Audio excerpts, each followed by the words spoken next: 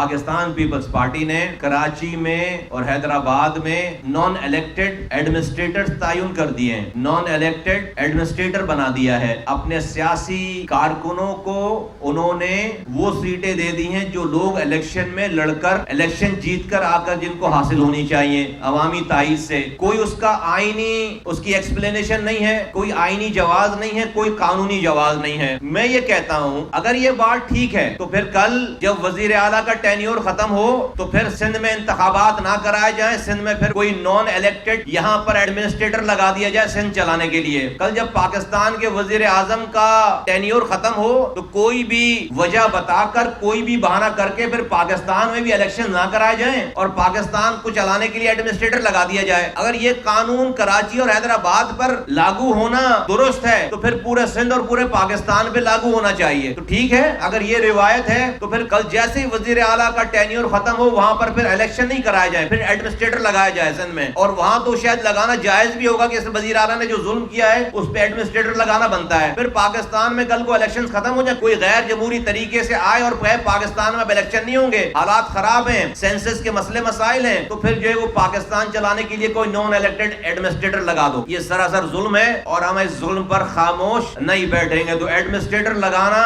اس شہر پہ قبضہ کرنے کے مترادف ہے۔ پاکستان پیپلز پارٹی کو یہ پتا ہے کہ اس کے 13 سالہ اس کے ظلم جو اس نے کیا ہے، اس نے جو سندھ دشمنی کی ہے، خاص طور پر کراچی دشمنی کی ہے، اس کے بعد ان کو کراچی سے جیت نہیں سکتے۔ وہ کبھی بھی نہیں انہوں نے کراچی کے ساتھ جو ہے وہ اور شہری علاقوں کے ساتھ ہمدردیاں کی ہیں، پورے سندھ کے ساتھ نہیں کی ہیں، لیکن چلے سندھ کے لوگوں کے پاس جو دوسرے ڈسٹرکٹ کے لوگوں کے پاس بیچاروں کے پاس آپشن نہیں رہا، کبھی بھی کبھی کوئی دوسری پارٹی بنی نہیں وہاں پر پیپلز پارٹی کے علاوہ جینوئنلی جو کہ سندھ کے لوگوں کا مقدمہ لڑ سکتی، تو وہ بھی تو بیچارے مجبور ہیں پیپلز پارٹی کو ووٹ دینے میں۔ اور اب خیر پاک سرزمین پارٹی انشاءاللہ تعالی جو ہے وہ لوگوں کی آواز بنے گی اور بننے جا رہی ہے، لیکن کراچی میں ہمیشہ سے شہری علاقوں میں ہمیشہ سے پیپلز پارٹی کے آلٹرنیٹ پارٹیز رہی تھیں، اس وجہ سے لوگوں کے پاس یہ آپشن رہتا تھا کہ وہ پیپلز پارٹی کے علاوہ ووٹ دے دیں۔ یہاں پر لوگ اپنا حق استعمال کرتے تھے اور اس حق کو چونکہ وہ